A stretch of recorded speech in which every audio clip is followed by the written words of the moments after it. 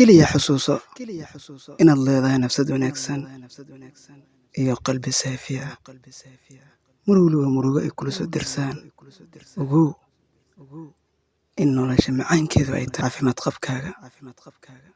farxaddu ma ahan lacag oo keliya, ee niyadaada ka dhaadhici in adigoo dhan aad tahay dheeman wada socda oo alla dhammaystiray.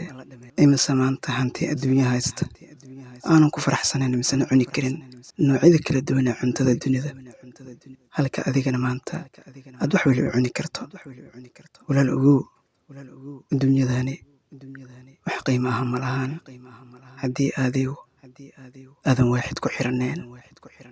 waa abwaangaraad oo had iyo jeer ku leh ku kalsoonow nafsadaada, kaamilkii ku abuurtayna